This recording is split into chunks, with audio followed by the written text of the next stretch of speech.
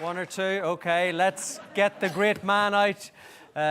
My next guest is quite simply one of the greatest players to ever swing a hurl, a 5-time All-Star, one of the leading scorers of all time. He has pulled on his beloved Galway jersey more times than anyone else. We're delighted to say he's come down from the other planet he used to play on to join us tonight. But first, here he is, out of this world. Oh my God! Joe Carey, how did he do it? Beautiful, like a ballet dancer. Michael Flatley wouldn't do it on Riverdance. Joe Canning does it in Crook Park. There's Joe. Back in the net. Long ball from Irlatanya down to Big Joe. Unstoppable.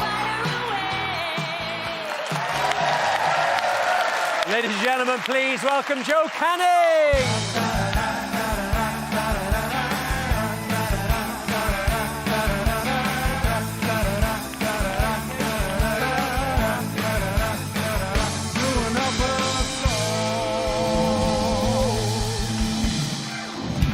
Welcome to the show, Joe. Thanks for having me. Cheers. Thank you. Before we go any further, congratulations on being a daddy. Yeah, baby Josie, she's 4.5 months old now, so all good. Yeah, kind of a third generation of... my mum was Josephine. Obviously, I'm named after Joseph and Josie now, so yeah, all good.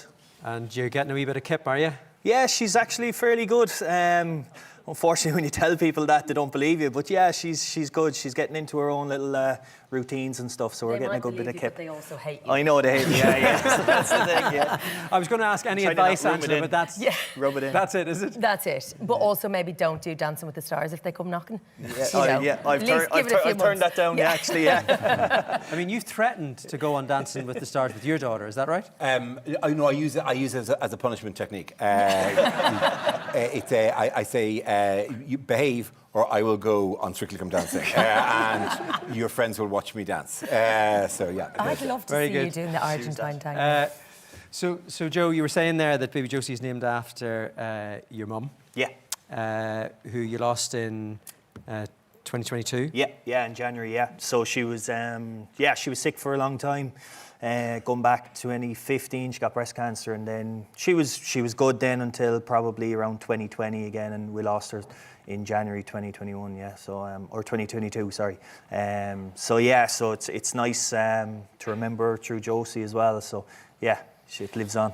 And she lives on in this book as well. There's some good stories in here about her. She was very, very proud. She was very protective. Yeah. And if you annoyed her now, she didn't forget things. She was a silent, strong-willed kind of a woman. Yeah, there was, I think, the story about... when you were playing under 14? Yeah, I was probably only about 10 at the time, and we were in Killimer, which is next door to us, and we were playing Kiltomer, and Mam is actually from Kiltomer originally.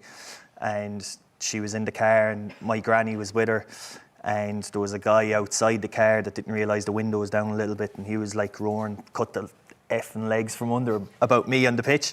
And Mam knew who he was, like he would have played with Mam's brothers and all this, but he came to her funeral all right then, obviously a long time later, and me and Dad were just kind of smiling to each other in the queue when he came to she hadn't spoke to him for... She never said that to him, no, she kept it in, like she never said a thing. For how many years? Oh, it was probably 20 years, never opened. He doesn't even notice, the guy, like, yeah. But me and Dad knew when, like, you know, people are commiserating or whatever. Yeah, me and Dad had a little smile to, like, Mam would have laughed, I think, at it as well. But she always would have said it, yeah. She never really spoke to him after that, I think. Brilliant. Yeah. You've retired from county, but you're still hanging in there in club to play. Yeah. You're hoping to play with one of the nephews, is that right? Yeah, Jody, he's still under 16 at the moment. We're still playing with the county final, Senior B, next weekend, but he asked me there during the summer, how long more am I going to play? And he can't play until he's out of minor, so another, it was 2 years when he asked me, but he had this, the mohawk haircuts. Oh, yeah. So I said, if you cut your hair properly, I'll stay on until you're allowed to play. So I arrived home the following week and the hair was nice. Oh. Yeah, the mohawk was gone, so... He's looking well now at the moment. So you have to hang in there? I have to hang in until he plays, and I'll play with him for a year, hopefully. When you won the All-Ireland in 2017, there was another nephew of yours that won the Jack, minor the same day. Jack, what a day this was for the family here. Yeah, it was a mad day, all right, yeah. It was brilliant for the family. It like, back in 2005, I suppose, it was me and Ollie. So Ollie was playing the senior against Cork and I played against Limerick in the minor. So it could have happened that day, but Ollie lost the senior one. We won the minor. But it was brilliant that happened. It was unique enough, I think. It might have happened with other people, I'm not too sure. But definitely for Jack's parents, for Davy and Caroline, for my mum and dad as well, it was brilliant. I mean, when you look back at that now, is it more special knowing that, you know, your mum and dad were there? It was the first time in 29 years. Is it all the sweeter looking back on? Yeah, because that's who I done it for. That's who I played for.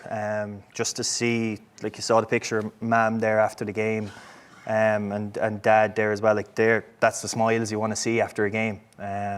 So definitely, when I was playing and still play now, it's to see the look of pride on your parents' face, and that's pretty special to see. So yeah, that was all worth it. What's the stronger memory? Is it winning in 2017 or is it losing in 2018?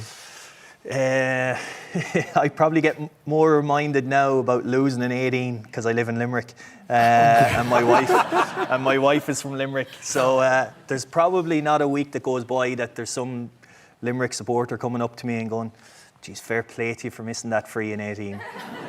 So you actually were there. I was behind the goal when that ball came down, and that ball took about an hour to come down. It was a long, because it's 65 that could have been moved forward, because there was a bit of pulling and dragging going on, and the ref could have moved it forward, and they kept. I wish he did. Yeah, I can imagine, because you were like, and then it dropped on this incredible arc, and it just seemed to come down unbelievably slowly into that box or whatever.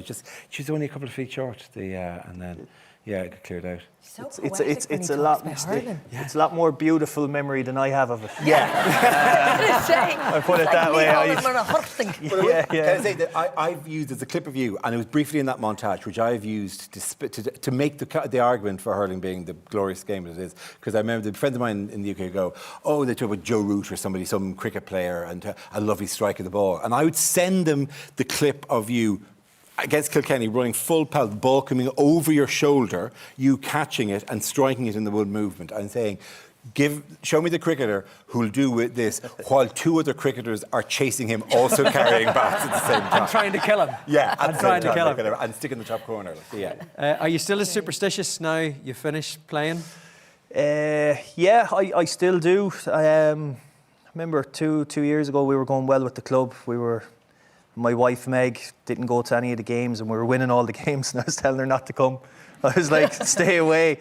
But we eventually lost the next game, and she wasn't there anyway, so it didn't really matter. But we won 6 out of 7 that year, and I was putting it down to Meg not going to the game in a way.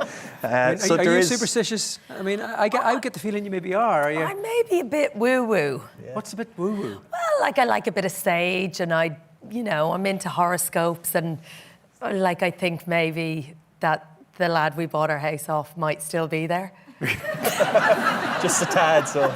I mean, he passed. I should say. Okay. He's not living there. You made it sound like he just kept a copy of the keys. Which is arguably less creepy. Yeah. Or I was more, hiding in beside the immersion. Yeah, exactly. So I would say I believe in, another world. Bit more than me now. You're looking at me? No. Well, no, I'm clearly not looking at Mr. Science. I mean, that's... Dad. But for stuff that goes on, I can see why you've got gigs and bad gigs for no reason, like whatever, and you might have a little routine that you do, that gets you into the right headspace. But I don't think it changes anything materially. I don't think the presence or not presence of your missus at the gig ruins it. It just makes you very aware when you're going badly, going, why did you have to see that one? Do you see things a bit differently now? You're on the Sunday game as a pundit. Yeah. I know when you were playing, the criticism sort of spurred you on a bit, didn't it? Yeah, I'm probably not as.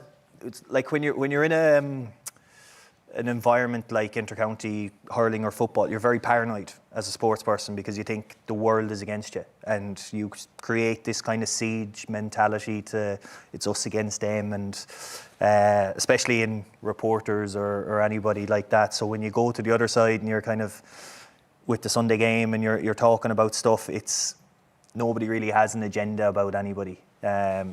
So yeah, I'm a little bit easier now, I suppose, than what I used to be around that whole thing. Yeah. Very good. Before we let you go, Joe, tonight we have to tell you that it's a special night for Joe. It's Joe's birthday. It's Joe's birthday. Yeah. And so what we've got, let's bring this on here. Here we go. There we go. So try to explain this to your cricket friends, Dara. This is a fully edible hurl cake. Thank you very much. With a little bit of biscuit in that. Lovely. So we'll maybe get stuck into that. This is Joe's book here. The brand new book is My Story. It's not my story, it's Joe's story, but it's called My Story. It's available in all good bookshops. Joe will be doing a signing at Easton on Shop Street in Galway City in 1 p.m.